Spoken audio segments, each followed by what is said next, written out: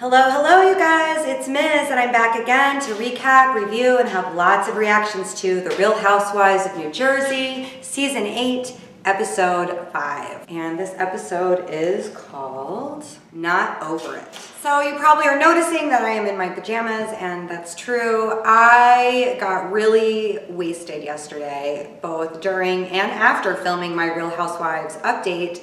I have no idea what it looks like because what? That's how Garfunkel meows. It sounds like a squeaky, what, Garf? So anyway, yesterday I went out after filming my recap and got really wasted, and I didn't even attempt to edit anything this morning. Before I got out of bed, I was like, you know what, you just need to get up and film this recap and get it done with, because last week was a disaster in terms of filming because of, personal things and life situations, and I wanted to get this done. So I didn't have anxiety all week over it. So I didn't have anxiety all week over it. So here we are. Before I get started, I wanted to say a big hello to all of my new followers here on YouTube. I'm really happy to have you. I know that a lot of you are here because you're friends with Scotland's own Frank Fletch, who is a comedy writer for The Skinny, which is their entertainment newspaper. He and I are friends, and he has been really promoting my channel because I told him that once I got to 500 subscribers that I would review Dunstan Checks In, which is his favorite movie. He really enjoys a comical monkey. Right now, as of this morning, I'm at 475, so just 25 more to go. I am very excited about reviewing that film, and a big shout out to all of my friends and fans in Scotland and around the world. Thank you so much for subscribing. This morning I'm not going to drink because I don't want to set myself up for the same sort of day that I had yesterday. I have a lot to do and I would like to really edit these, so please excuse me. I do have my Real Housewives of New Jersey Margaret homage pigtails in, and for backup I have... For my beverages this morning, I don't have my champagne bucket out. It's still full of water and ice from last night, but I do have a delicious cup of coffee. So cheers. Cheers. Let's do it. I just watched the flashback to last episode, and I have to say, I don't know if you guys are following Siggy and Margaret and all the girls on Twitter, but Siggy and Margaret are still totally warring with each other, and I feel like there are things that happened off camera, and I'm really looking forward to the reunion this year because there's something that I'm missing. Like, there's so much animosity between them that I can't figure out from the on-screen interviews that I've seen so far. But we are only on episode 5, so wanted to say that. All right, well, we're starting off with Margaret at her house, which of course I love, and she's carrying her monogrammed Louis Vuitton bag. Maybe that's just her everyday bag. Maybe she's had it for a really long time and it's her standard. I am really excited about Marge's shoe line. I went to her website and I didn't see anything that would actually fit my boobs. And then Siggy, I'm waiting for her to get her t-shirts in. I could get a mug, trying to decide, maybe I'll put a poll up here. Should I get a Siggy mug or not? Let me know, maybe in the comments. Just wanted to keep you guys updated on that. I am actively trying to get Real Housewives of New Jersey outfits. Now Margaret at her house in her home office is having a discussion with this woman, and I didn't catch her name, that was at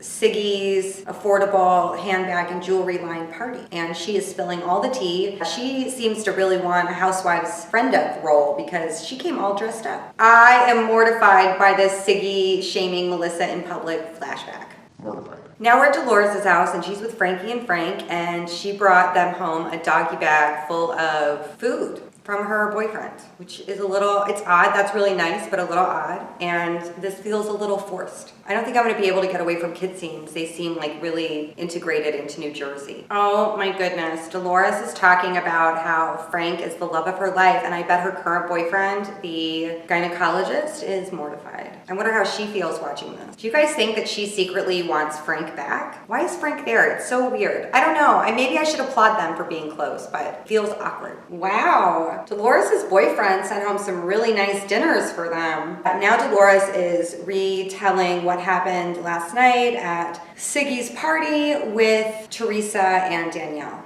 I think Danielle is twisting something that Dolores said that was innocent and maybe observational, and she's making it judgmental and shitty. That's what I think. Dolores looks amazing in her talking head in the nude applique sparkle gown. She looks really beautiful. Her hair extensions, her makeup, her fillers, all of it. She's in excellent shape. She is an inspiration. She is successfully fit. Teresa should have backed up Dolores. This is why I don't care for her. Ugh, Frank is being reasonable. He seems to have a balanced view of the situation. Now we're at Gorga's Restaurante, and Teresa is there, Melissa is there, Joey is there, their father is there, and they're putting up the sign and celebrating, and I feel like it's gonna get passive-aggressive quickly. Oh, this is so emotional, this whole death thing. This is not why I'm here, Bravo. But Melissa looks really nice. She's wearing like a red t-shirt and tight jeans and a little belt. She looks cute. And then Teresa is wearing a studded, structured jacket that looks quilted, sort of like a quilted moto jacket. It's probably Chanel, based on previous experience with this franchise. I don't feel like Melissa and Teresa can shame Siggy for her Siggy wall because they're making a Gorga wall. Oh, and here comes Teresa's pettiness. Here it comes over the photos. Ridiculous. I cannot believe that Teresa just said that. She is so trashy, and I would be mortified. This is the public shaming of Melissa. Teresa is horrible, awful, no good. If I had to bet money on it, I would say that Melissa is compromising everything to keep this facade of togetherness together because she is horrific. This is the public shaming of Melissa. Oh my goodness, the Siggy Dolores Thor promo was super cute. I like that you're doing that, Bravo. Another kid scene, and I can't skip it because I've been missing everything. Blah, blah, blah. Teresa and her daughter are shopping, and her daughter is validating everything Melissa said about Teresa being taken advantage of, blah, blah, blah. But Teresa's hair looks really good in this segment and is totally rendered speechless by her daughter's insistence that Teresa is too easy on her kids. Teresa is really going for Erica Jane in her talking head. Like, that's what she showed her stylist a photo of. I feel certain of that. Now we're with Siggy Flicker and we're meeting her parents, and I am very excited. I think Siggy just said homeless dip. I think she meant hummus, but she said homeless. I know it's not funny, but it is. It is funny. Well, more rebellious kid chatter. So over it. It was, in fact, hummus. Oh my God, I'm tearing up. I am so touched by Siggy's mom's relatability and emotion. I really like Siggy's parents. And Siggy is like beautiful. Just really, really pretty. They're doing some flashback photos of her in college. Now we're back at Teresa's house. Her children are being awful, and Melissa and Joe just showed up. Teresa is apologizing to Melissa, and it is one of the worst apologies ever. The Housewives really excel at shitty apologies, and Teresa is at the top of that list. That was amazing. That was like Vicky level awful apology. I called it, and she just admitted it. Melissa, is gonna just let it go. Siggy and Michael Campanella are out to dinner to celebrate their anniversary, and Siggy looks fantastic. Her hair extensions are all brushed out and wavy, and she's wearing a tight black glitter dress. She looks awesome. What is branzino? I'm gonna look that up because Siggy has ordered that several times. It's a fish. It's a fish dish. Siggy likes fish. I love the idea of a Siggy Flicker retreat. Siggy, if you do a cruise, I would love to go. I think that would be a hoot. Michael Campanella is not the perfect man because he is not being supportive of this excellent idea. Siggy's neon orange talking head look is really, really cute. Very bronzed with beachy waves and off the shoulder. I like it. I think a friends and family empowerment retreat sounds awful. Nobody wants to do that with their friends and family. Michael Campanella is so dismissive. If I was drinking, now would be when I would drink. But then he pulled it together. He's gonna give being supportive a shot. I can appreciate that. Guys I'm really soft on the guys this episode. I don't remember my critique of the episode yesterday, but I feel like maybe I was a little harsh. My harsh has been mellowed. Now we are with Margaret and Marge Sr. in Vegas. Ooh, a new talking head look from Margaret. She is wearing a sort of caftani dress tied around her neck and no bra and big eyelashes. I love how over the top she is and gives zero fucks. We've left Las Vegas and we're back in New Jersey at Gorga's homemade pizza and pasta. Oh, this is for the tasting. Yeah, they totally should have given Siggy no shade over her Siggy wall. This is like a shrine where people dine. So much shade at Melissa in Teresa's talking head. Melissa and Joe and Teresa are looking at the restaurant talking about the photos, and Teresa is giving so much shade in her talking head. Ooh, Melissa just showed up and I like her outfit. It's a baby blue sort of tight racing dress with a high neckline and long sleeves and stitching. She likes a pastel. I prefer a jewel tone. Maybe that's why I don't care for her fashion. I don't know. This dress is cute. These are some really attractive waitresses. Did you guys see Grandpa Gorga tasting on the spoon, like right out of the big industrial pot? So passive aggressive. Teresa is now shading Dolores while they're talking about the tasting that's happening that night. So shady. I feel about her the way I feel about Vicky in Orange County. I just don't think that they add anything positive. Siggy is getting ready to go to the tasting with Michael Campanella, and she looks really cute. She is in ripped jeans and a blazer and long flowing hair. Michael Campanella is being a shit disturber. Why is Siggy still pissed? Oh, fair. Danielle is coming after Dolores. Why is Dolores taking Frank to the tasting? Why isn't she taking her boyfriend? Uh-oh, people have started arriving for the tasting. Margaret and Joe show up first. Margaret is wearing a very sleek black dress with her signature pigtails. Here comes Siggy and Michael Campanella. Siggy looks really cute in her black blazer and jeans and pointy high heels. Here comes Danielle in a leather biker jacket and a lot of lashes. These girls in Jersey love their lashes. Okay, Siggy is being good-natured about getting ribbed about Dolores being her sidekick. I feel like she handled that, was trying to be funny and laugh it off.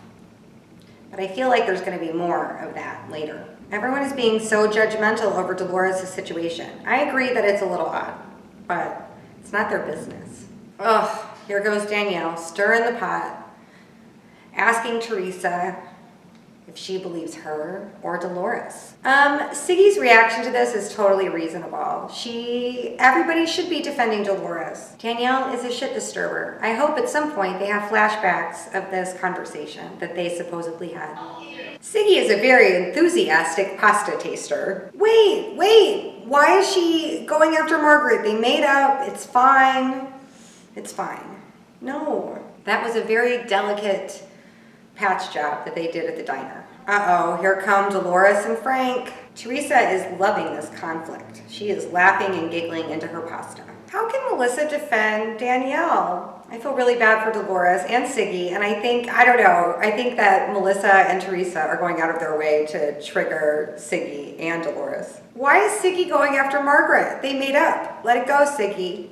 I support you, but let it go. Siggy, you did forgive her for that. You already forgave Margaret. Why are you torturing her at this party? You've already tortured Melissa. Why are you torturing her at her own event? Stop. I feel a lot of conflict on behalf of Siggy and Margaret in this. They are obviously my two favorites. Good on Margaret for going over to squash it. Wow, Siggy is not selling herself as a relationship expert with this childish outburst. This is why I think something happened off camera that we're not seeing. Like, there's a big chunk missing in this narrative. Why is Siggy attacking Margaret's brand? This is really, I love Siggy so much, in all the clips, and I'm upset that this is going on. I can't support this. I can't support her attacking Margaret's brand with what's being shown on camera. Ooh, Siggy. Ooh, Dolores. Danielle is loving it. Michael Campanella and Frank are just waiting and seeing what's happening. Did Siggy just hit the back of Margaret's chair? Wow. What is this dancing thing she's doing behind Margaret? This is crazy.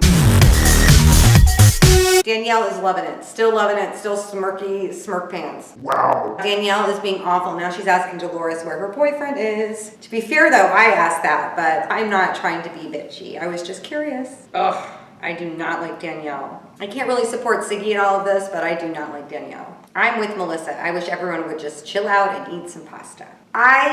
Danielle is horrible. I can't justify her doing this to Dolores at all. Why isn't Teresa defending her friend Dolores? Why isn't Melissa defending Dolores? Why are they letting Danielle go after her? It's like Mob Wives or something. This is crazy. They're very aggressive. Oh, I don't even know if I'm emotionally prepared for this preview. This preview of Teresa's dad crying is heartbreaking. Margaret is wearing a little military jacket and my favorite pop-on bun and is having a Housewives summit with Dolores, and it does not look to be going well. And that is it. You guys, thank you so much for watching all the way to the end. I will be back again next week, and please hit subscribe if you haven't. Please leave a comment.